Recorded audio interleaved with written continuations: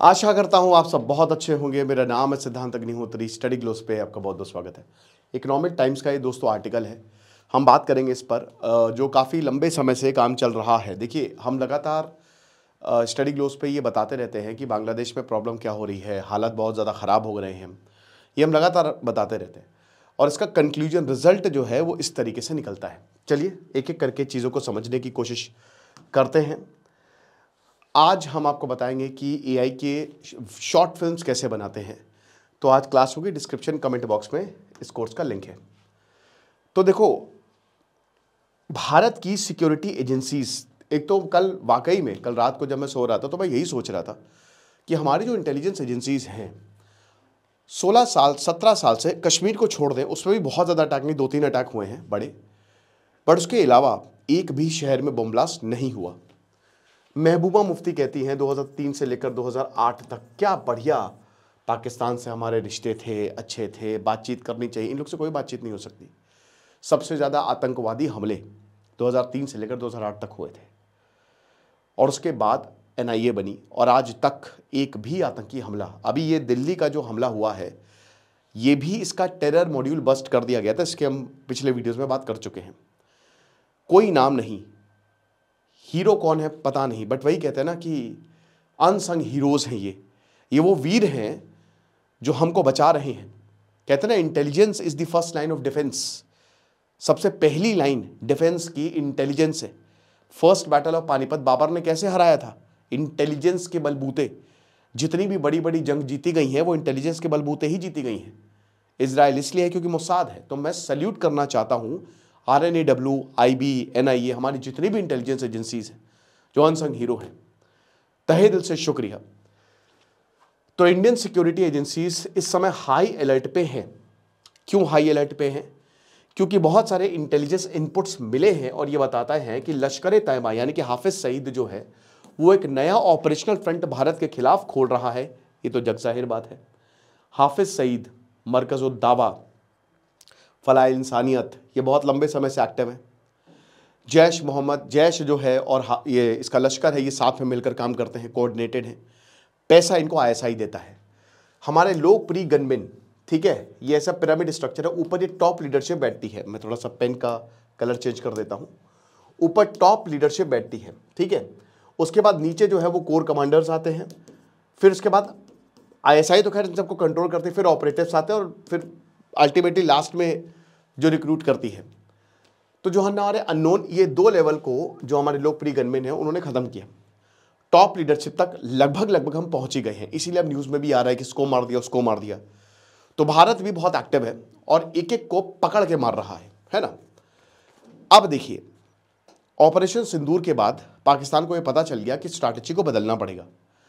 भारत की डॉक्ट्रिन बदली है और भारत ने यह बोला है कि अगर भारत के खिलाफ कोई आतंकी हमला होगा तो वो एक्ट ऑफ वॉर माना जाएगा। अब ये हमला हुआ है, ये देखिए, ये आतंकी ही हमला है, इसमें कोई दो राय तो है नहीं, लेकिन अभी तक कुछ कंफर्म नहीं हुआ है।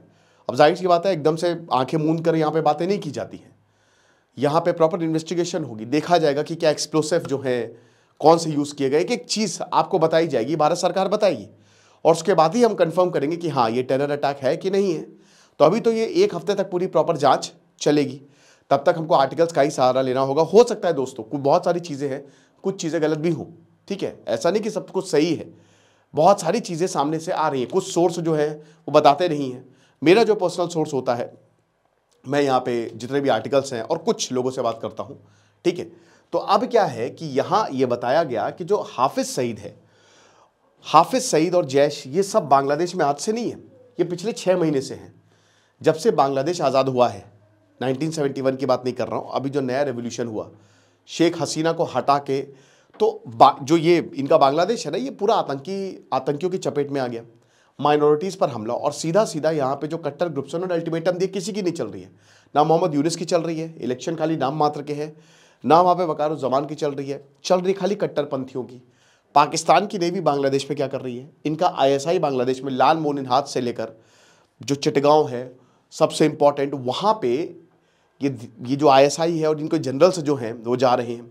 मोहम्मद यूनुस एक मैप देते हैं यहाँ पे शमशुद्दीन मिर्ज़ा को, कहते हैं ये देखिए ग्रेटर बांग्लादेश। तो ये जितनी भी चीज़ें अगर आप देख रहे हो ना, और मैंने आपको क्या बोला था, याद करिए मेरी बात, मैंने आपको ये बोला था कि कुछ बहुत बड़ा होने वाला है। 1 महीने में आप आसिफ मुनीर के चाल चलन को देखिए, वो जो चीजें कर रहा है वो बहुत डेंजरस प्लान। ये तो प्लान नाकाम हो गया हमारी इंटेलिजेंस एजेंसीज की वजह से, लेकिन अल्टीमेटली पैनिक में जो भी अटैक हुआ, या अब हो सकता है ये सोची समझी साजिश हो, ये अटैक पैनिक में नहीं हुआ हो, ये प्रॉपर किया गया हो, वी डोंट नो। लेकिन जो भी है, बॉम्ब ब्लास्ट तो हुआ ना, 9 लोग मरे ना, और 9 लोगों की कोई बात ही नहीं कर रहा है।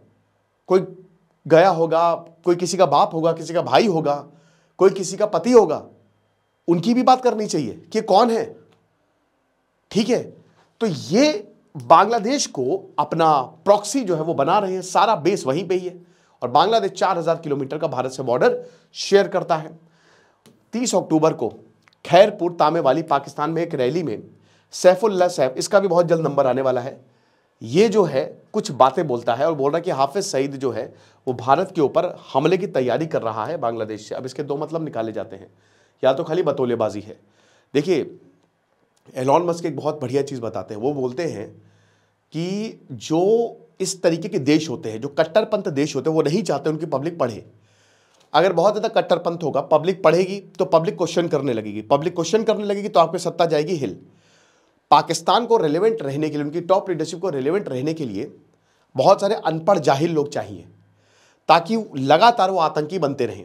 ठीक है, इन सबको ब्रेन वॉश किया जाता है, आसान है, पढ़ लिख जाएंगे।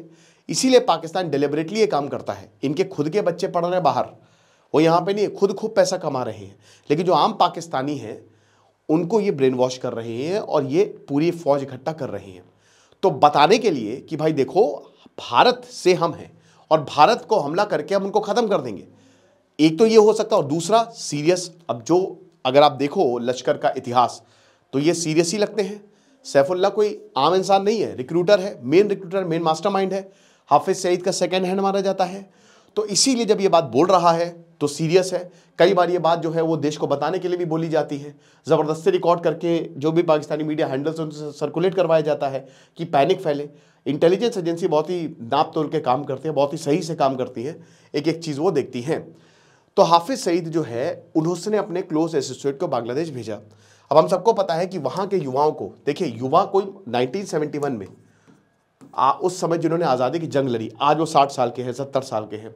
अभी जो वहाँ के जेनजी हैं, जो मिलेनियल्स हैं, उन्होंने कभी 1971 का वक्त देखा नहीं। अगर वो 1971 का वक्त देखते तो कभी भी वो ये बात नहीं करते, क्योंकि पाकिस्तानियों ने लिटरली बांग्लादेशी औरतों का रेप किया, वहाँ पे मास रेप हुए, जेनोसाइड हुआ, और ऐसे अलग अतरंगी तरीके निकाले उन्होंने। अब जिस तरीके से उन्होंने हिंसा की है वो मतलब अपने आप में केस स्टडी है।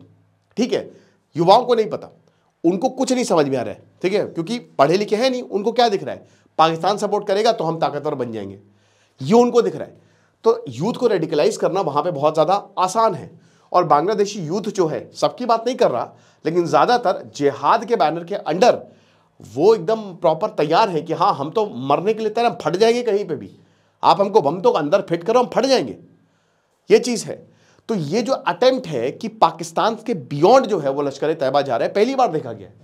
हालांकि अफगानिस्तान में इनके बेसेस रहे हैं, लेकिन अब तालिबान और भारत के रिश्ते सुधर रहे हैं, और भारत ने एक शर्त रखी है कि तुम अपनी जो ज़मीन है वो हमारे खिलाफ नहीं यूज़ होने दोगे, समझ रहे हो। और भारत का ईस्टर्न बॉर्डर जो है, बांग्लादेश के टेरिटरी और नेटवर्क जो है वो सबके, क्योंकि मैं खुद दोस्तों जब मेघालय गया था तो बिल्कुल बस एक नदी क्रॉस करिए, वहाँ बॉर्डर है, 2 CRPF BSF वाले थे वहाँ पे, क्या कर लेंगे आप, बहुत माउंटेनियस टेरेन है, हर जगह फेंसिंग नहीं लगा सकते, बांग्लादेश ज़रूरत ही नहीं पड़ी आज तक, ये चीज़ है। बच्चे बताइए, खैरपुर रैली में बच्चे थे, बच्चे दिखाई दिए, और यहाँ पे जो माइनर्स हैं, 18 साल के लड़के हैं, इंडोक्ट्रिनेट करेंगे, इनको फिदाइन बनाएंगे और फटवा देंगे, कोई मतलब थोड़ी ना है। वही बताया कि भारत, अब इसके इन्होंने पाकिस्तान के मिलिट्री की बड़ी तारीफ की कि ऑपरेशन सिंदूर जो है हमने रिस्पॉन्ड किया, और अमेरिका भी हमारे साथ है, अमेरिका पाकिस्तान को बर्बाद कर देगा, पाकिस्तान खुद ही बर्बाद हो जाएगा। खैर अमेरिका को बर्बाद करने की ज़रूरत भी नहीं, पाकिस्तान के अंदर बहुत ज़्यादा प्रोटेस्ट हो रहे हैं। ठीक है, बांग्लादेश जो है वो पाकिस्तान के साथ आ रहा है, इस तरीके के प्रोपेगेंडा स्टेटमेंट दिए गए ताकि वहाँ के लोगों को चू बनाया जा सके, ठीक है, चूरन बेचा जा सके, ताकि ज़्यादा से ज़्यादा लोग आए। जो दोस्तों रिलीफ काम के लिए पैसा आ रहा है, जो ये IMF पैसा दे रहे हैं, वो सब इधर होते हुए अलग अलग बैंक अकाउंट से मनी लॉन्ड्रिंग होते हुए सब आतंकवाद में लग रहा है।